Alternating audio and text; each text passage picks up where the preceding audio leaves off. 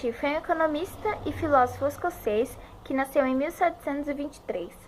Ele foi considerado como aquele que mais contribuiu para a moderna percepção da economia de livre mercado.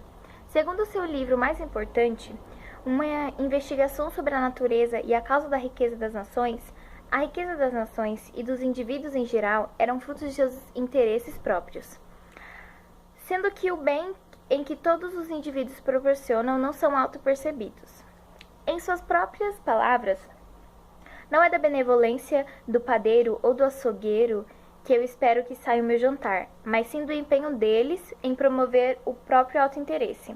Portanto, era do defensor do livre mercado em que forças invisíveis fizessem com que os comerciantes industriais brigassem por descobertas de novas tecnologias para o aprimoramento de seus serviços, fazendo com que o preço de suas mercadorias declinassem e houvesse gerações de novos empregos. O trabalho de Adam Smith ajudou a construir a fundação de disciplinas acadêmicas de livre mercado e providenciou um dos melhores tratados intelectuais sobre o capitalismo e o liberalismo. Foi conhecido melhor pela sua teoria Deixa fluir livremente, que se prostrou contra associações no século XVIII na Europa.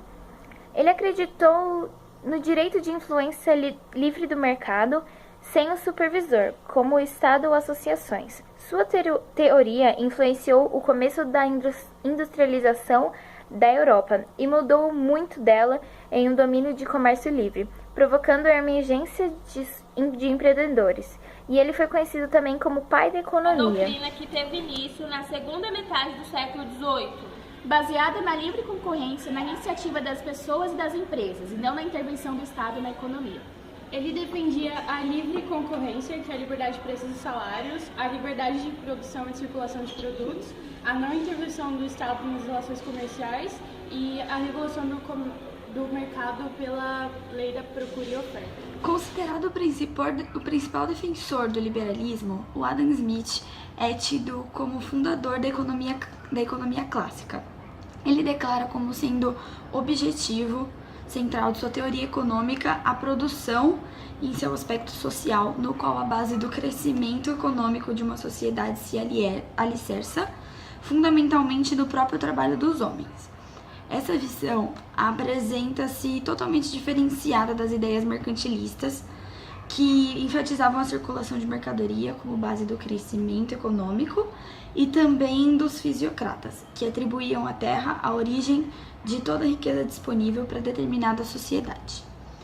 Seguindo as ideias de muitos filósofos da época, o Adam Smith acreditava que a natureza é o melhor guia do homem, e ele defendia que Deus dispôs as coisas de tal forma que as pessoas forem deixadas livres para alcançar seus sonhos, eles vão naturalmente agir favorecendo o melhor para a sociedade, independente de terem ou não a intenção. As pessoas ajudam umas às outras, no intuito de auxiliarem a si mesmas.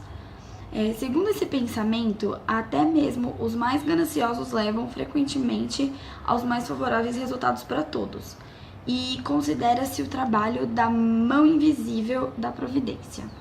Conforme o Adam Smith sempre disse, o trabalho desenvolvido por uma sociedade é a principal fonte geradora de bens de que necessita a comunidade. E em relação ao aspecto valor, esse surgiu em consequência das trocas de mercadorias, e pode representar dois significados: a produtividade como valor de uso e o poder de compra como valor de troca. Para ele, somente mediante a divisão do trabalho é que se poderia obter a elevação de produtividade. E ele recebeu o maior mérito por defender que o valor da mercadoria era a expressão de quantidade de trabalho nela investido.